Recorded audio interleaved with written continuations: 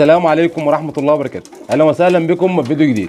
جايب لكم حبايه النهارده يا شباب هتتقل عن اوض البيض. جايب لكم حبايه النهارده هتمنع عنك الديدان. طبعا الرز يا جماعه الخير موجود في بيوتنا كلها، ولكن معظمنا بيجهل فوائد الرز الابيض للحمام.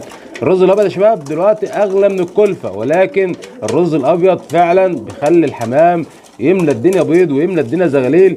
زائد الملح يا شباب هنستخدمه مع بعض دلوقتي ونقول لكم احنا بنستخدمه ازاي عشان الحمام يملى الدنيا عندنا بيض حرفيا. يعني لو عندك الحمام مريح، لو انت عندك الحمام الانتاج بتاعه بدأ يقل في البيض، طبعا الرز الابيض هيخلي الحمام يرد لطبيعته تاني، وان هو يلحم العش في العش عندك ويملى الدنيا بيض حرفيا. طبعا يا جماعه الخير طبعا الملح ده تمليح لازم لابد منه الحمام، لازم ولابد منه الحمام. طيب ايه اللي بنعمله الرز الابيض يا شباب؟ ايه اللي بيعمله الحمام او ايه اللي الحمام بيستفيد منه؟ طبعا يا شباب في حاجه لازم ناخد بالنا منها. انت لو معود الحمام بتاعك على الرز الابيض هياكله زي ما انتم شايفين قدام حضراتكم كده، ولكن لو مش معود عليه هيستغربوا شويه في البدايه.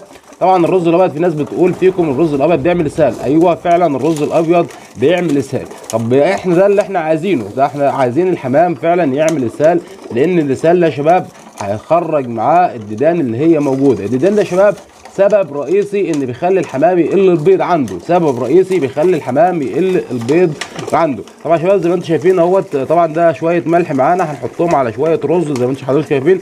طبعا كيلو الرز اللي انتم شايفينه قدام حضراتكم ده مش كيلو، ده اقل من كيلو رز. طبعا كيلو الرز دلوقتي بيعمل حوالي 15 جنيه، طبعا اغلى من الكلفه، اغلى من الكلفه. الملح يا شباب على الرز الابيض بيخلي فعلا الحمام يقر بيضه ويمنع الديدان عند الحمام. طبعا عشان الحمام بتاعي متعود عليه انا ما بستخدموش كل يوم، انا مش بستخدم الرز الابيض ده كل يوم، بنستخدمه يا جماعه الخير يعني مره في الشهر او مرتين في الشهر، مره او مرتين في الشهر حسب بقى انت وامكانياتك. ولكن الرز الابيض فعلا بيخلي الحمام يملى الدنيا بيض ويملى الدنيا زغاليل. في ملحوظه هنا يا جماعه الخير لازم الناس كلها تاخد بالها منها، وخصوصا الناس المبتدئين.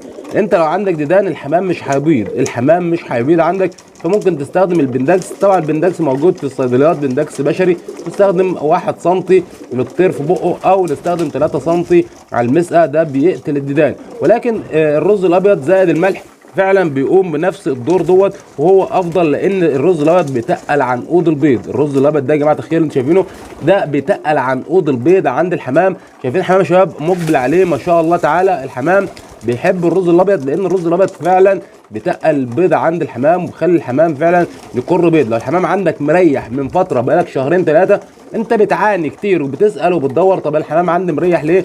الحمام بياكل عندي كلفه غاليه ب 12 جنيه وبحط له كلفه متوازنه، بحط له ذره عويجه وذره صفراء وبحط له الفول وبحط له العدس وبحط له البسله، الحمام برده مش بيبيض عندي. الرز الابيض يا شباب فعلا مع الملح بيخلي الحمام يعمل اسهال. عن طريق الاسهال ده بيطلع الديدان من طريق فتحه المخرج، بيخلي الحمام بعد كده ما شاء الله تعالى يبدا يشتغل معاك بشكل كويس، والحمام يبدا ان هو يقر بيض عندك بفضل الله وبامر الله. طبعا يا جماعه الخير الحمام السايب طبعا لو بيطير في الحقول والقصه ده كلها ما بتلاقوش بيريح عندك في البيض، مش بيريح عندك في البيض نهائي، لان هو بياكل الرز طبعا من الحقول ومن المزارع ومن الاراضي الزراعيه. فانت لو حابس الحمام بتاعك فلازم تحط له الرز الابيض، لازم تحط له الرز الابيض. الرز الابيض فعلا ما شاء الله تعالى عليه بيخلي الحمام يقر بيض. طبعا جربوا الرز الابيض يا شباب، هتلاقي بعدها بشويه فيه اسهالات، هيمنع عنك الديدان، هيقتل الديدان حرفيا.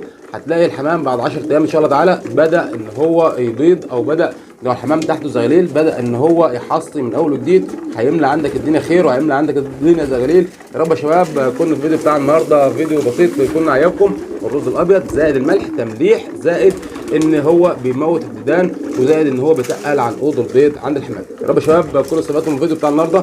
استودعكم الله، السلام عليكم ورحمه الله وبركاته.